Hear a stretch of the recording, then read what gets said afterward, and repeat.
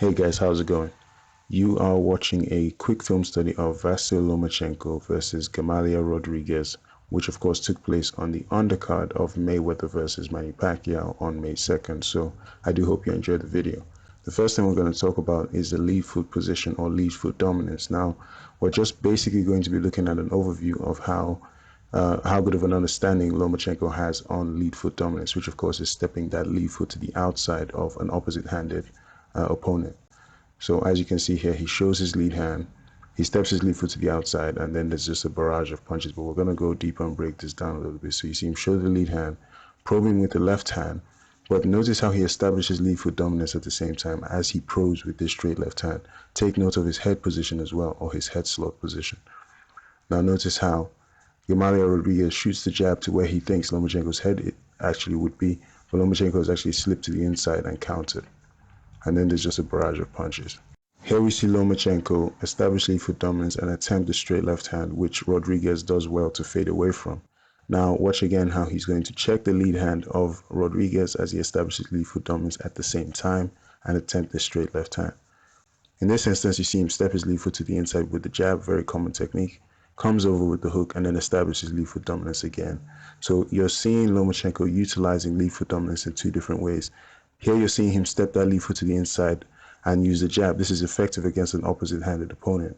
You see him come over with the hook and establish lead foot dominance again as he steps his lead foot to the outside. So we're watching Lomachenko showcase that he fully understands how to attack an opponent, going with the lead foot on the inside with the jab, and of course stepping his lead foot to the outside as he attempts now to bring this straight left hand down to the body. Comes over with the hook. But look at how he exits the combination with the jab. It's always best practice to end your combinations with a jab. This is what Floyd Sr., Jeff Mayweather, and Virgil Hunter teach their up-and-coming fighters to do, because it's just best practice. You know, the jab is a very good tool to end your combinations with because it can keep your opponent away from just responding as soon as he can. Okay, so now we're going to talk about Vasyl Lomachenko actually having an understanding of how to use his footwork to create angles. We hear so much about all these different guys who possess all these different angles at their disposal, but then when the time counts to use those angles, we just don't see the angles. Okay, but Lomachenko, he actually has an understanding of how to use his footwork to create advantageous angles. So here we see Lomachenko check the lead hand of his opponent. He changes position very quickly, but you notice he remains defensively responsible as he changes position. He's in a high guard and he's able to catch this hook. Now, pay attention to how by moving to this new location, Lomachenko effectively squares himself up, but even more crucially, he squares his opponent up, or he forces his opponent to square himself up. And this is why his opponent, Rodriguez, is going to look to reposition himself and make adjustments. Now, Lomachenko is the one who initiates this, so he's the one in control.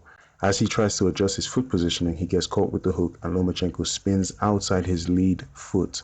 This is Lomachenko now controlling Gamaliel Rodriguez. Notice how he stepped around his lead foot, no different from what Erislandy Lara does to most of his opponents as well. Notice that by Lomachenko stepping outside the lead foot, he has gained an outside angle. Now, in every Lomachenko video, I find myself always having to say this: you never turn on the spot when an opponent takes that type of angle on you. You always step into the free or the vacated space. If you watch Rigondeaux or Rigondeaux, if you watch Floyd Mayweather, you will see they always step into the vacated space. Okay, turning on the spot is suicide. And as you can see, he turns on the spot into a trap set there by Lomachenko.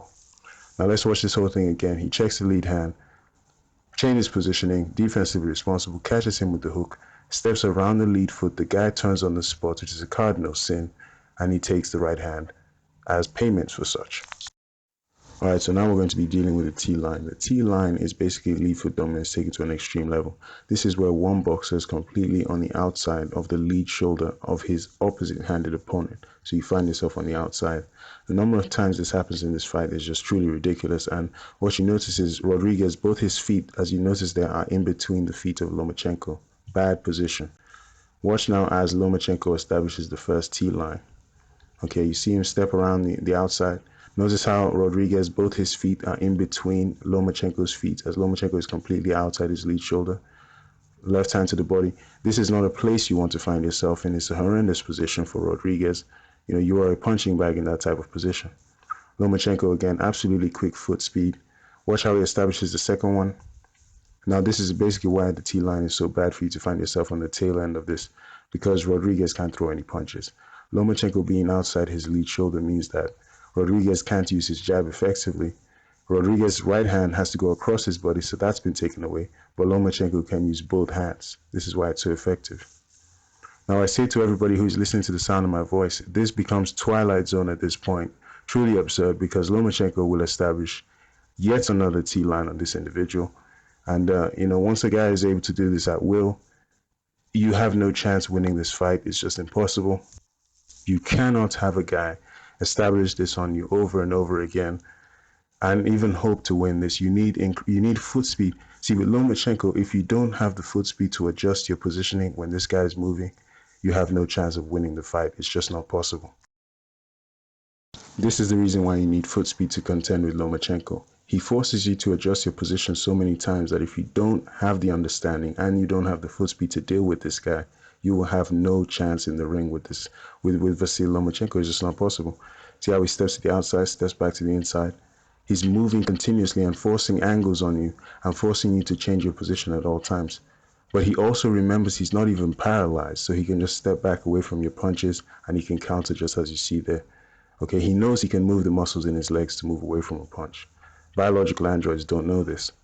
Now watch him use his shifting ability there. Left hand, jab, and you see him perform the Dempsey shift. This man has all the tools, and we're going to break this down just a little bit more. So you see the straight left hand there. Lomachenko performs the Dempsey shift, and we know this because he switches stance after he shoots that left hand. Notice that his feet are now in the position of a conventional boxer, so he looks more like he's in an orthodox position. This is off of that straight left hand. That's the first thing. Now you see off of the jab how he has completed the Dempsey shift.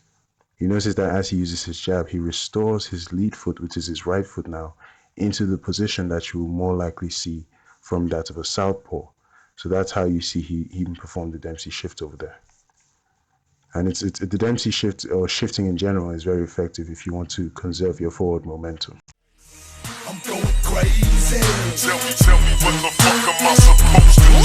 What's next? Hard living got me going insane, but I'm addicted to the hustle. I'm trapped in the game. What's next?